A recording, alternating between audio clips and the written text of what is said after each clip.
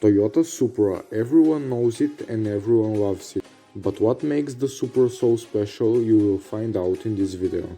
Before this video starts, don't forget to like and subscribe for more videos like this.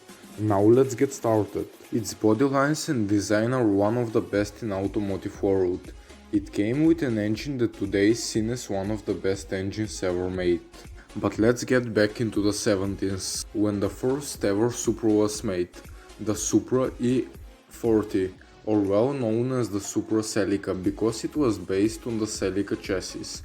It shared similar suspension setup to the E86. The A40 didn't look like a Supra. At the time almost all cars looked close to each other.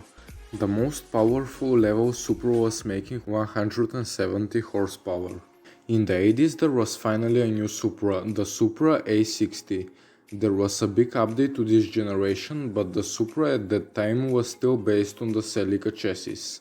In Japan was more known as the Celica XX rather than the Supra. Toyota was trying to make the Supra really good and they didn't mess around with the Supra. There was a lot of options for the Supra, like leather seats, insanely detailed sound system, digital dash, awesome suspension, and the motor was making 180 horsepower. The 70 Supra, or better known as the Mark III Supra. Toyota finally got herself an independent chassis. In America, Toyota made an engine known as 7M GTE, which was turbo inline 6. It was making 230 horsepower. In Japan they got the well-known 1JZ engine that was making 280 horsepower. The Mark III Supra got a ton of new features, like upgraded handling and power characteristics. The chassis were more focused on the rear-wheel drive platform, as the Celica had gone front-wheel drive. And now we are on the most legendary A80, or better known as the Mark IV Supra, that I'm sure everybody knows about. Its styling was based on the much older 2000 GT. It had only two engine options, the naturally aspirated 2JZ GE and the twin-turbo 2JZ GTE. Its highest power trim, it made 325 horsepower and 325 feet of torque. The Mark IV exploded in popularity because of its expert engineering, making it as fast as possible. The chassis were designed from the ground up for speed, and its aerodynamics were incredibly efficient and beautiful.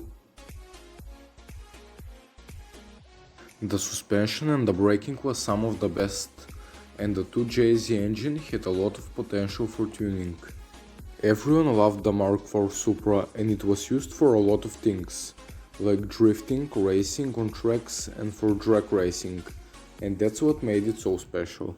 In 2014, Toyota announced another car, known as the FT1, which for everyone was the perfect Supra replacement, but nothing came from that project. But in 2018, Toyota finally showed us what we always wanted to see, the new A90, or known as the Mark V Supra.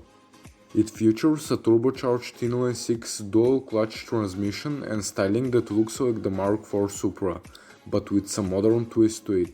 In my opinion, I really like the new Mark V Supra. What do you think about it? Let me know below. That's it for today's video. I hope you enjoyed it and found it helpful. Don't forget to subscribe and turn the bell on so you get notified when I post new videos.